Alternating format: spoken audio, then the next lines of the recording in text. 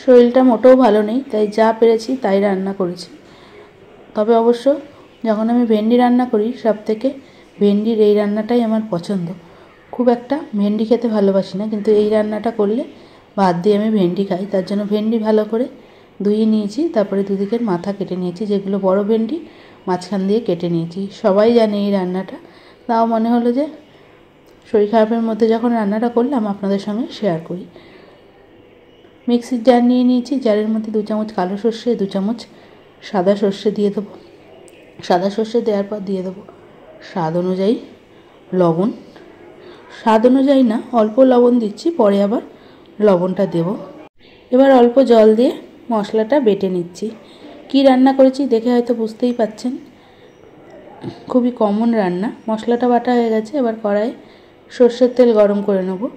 বেশি তেল দিচ্ছি না, তেল গরম হয়ে গেছে। এর মধ্যে দিয়ে দেবো 1/2 চামচ কালো জিরে, আর দিয়ে দিচ্ছি কেটে রাখা ভেন্ডিগুলো দিয়ে মিডিয়াম আঁচে 3 থেকে 4 মিনিট ভেজে নেব। খুব একটা লাল করে ভাজবো না, আগেই লবণ দিচ্ছি না, তাহলে ভেন্ডিটা ভালো করে ভাজা হবে না।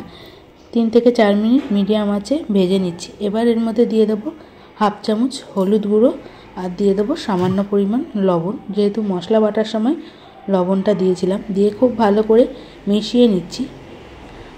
ভেন্ডিটা ভালো করে ভাজা হয়ে গেছে, এবার এর মধ্যে বেটে রাখা মশলা দিয়ে দিলাম। মশলাটা দিয়ে খুব ভালো করে কষিয়ে নিচ্ছি।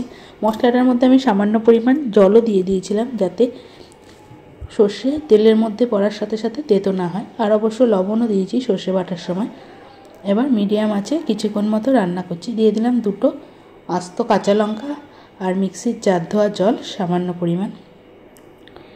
এবার দিয়ে দেবো স্বাদ অনুযায়ী চিনি, দিয়ে খুব ভালো করে মিশিয়ে নিচ্ছি। আস্তে আস্তে ফুটতে শুরু করে দিয়েছে। এবার ঢাকনা দিয়ে ঢেকে 4 থেকে 5 মিনিট মতো রান্না করব। বেশিক্ষণ রান্না করব না, কারণ ভেন্ডিটা ভাজতে ভাজতেই খুব ভালো করে সেদ্ধ হয়ে গেছে। আমার তো এই রান্নাটা খেতে খুবই ভালো লাগে, আপনাদেরও ভালো লাগে অবশ্যই জানাবেন। এর মধ্যে মাঝে মধ্যে আমি পোস্তও দিই, কিন্তু আজকে আর কিছুই ভালো লাগছিল না বলে পোস্ত দিইনি। ঢাকনা দিয়ে ঢেকে 4 থেকে 5 মিনিট মতো রান্না করলাম। ভেন্ডিগুলো খুব ভালো করে সেদ্ধ হয়ে গেছে, আর অনেকটা ঝোল টেনেও নিয়েছে। এবার আমি গ্যাস বন্ধ করে দেবো, ঠান্ডা হলে আরেকটু ঝোল টেনে নেবে।